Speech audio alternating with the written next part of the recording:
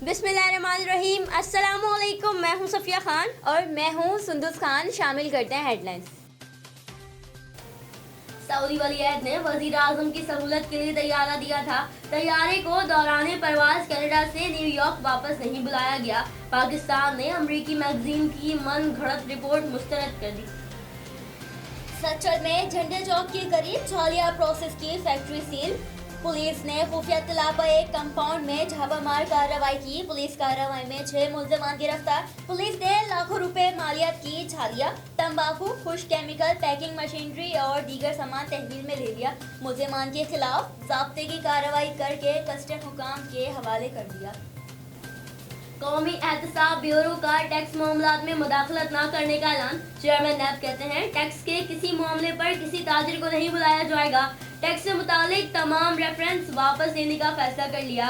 News conference में बोले housing societies मुतासरीन को मुतमईन कर दें, केस वापस ले लेंगे, जितना वक्त चाहे ले लें। मुतासरीन को प्लॉट, मकान या रकम वापस कर दें। किसी गरीब की उम्र भर की कमाई बर्बाद होती है तो नैब जरूर दखल देगा। सिफारिश, धौंस या धमकी की परवाह नहीं।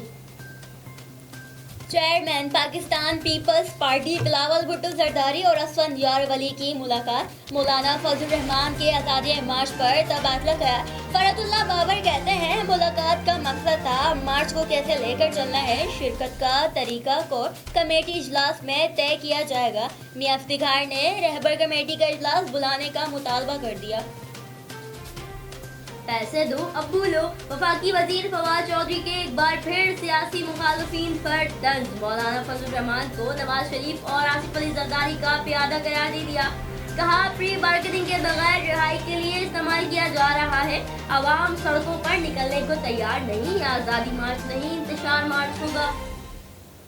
जाली अकाउंट केस के मुल्जिम लियाकत कायम खानी ने घर से बरामद अशिया की मिल्कियत मानने से इनकार कर दिया। ज़राए के मुताबिक लियाकत कायम खानी का 14 रोज रिमांड पीर के रोज खत्म हो रहा है, जिन्हें मजीद रिमांड के लिए एहतिसाब अदालत में पेश किया जाएगा। घर के अंदर से जेवरात, जायदादों की फाइलें, असलहा और 2 लॉकर्स भी बरामद किए थे, जिनकी मालियत 10 अरब से ज़ायद थी।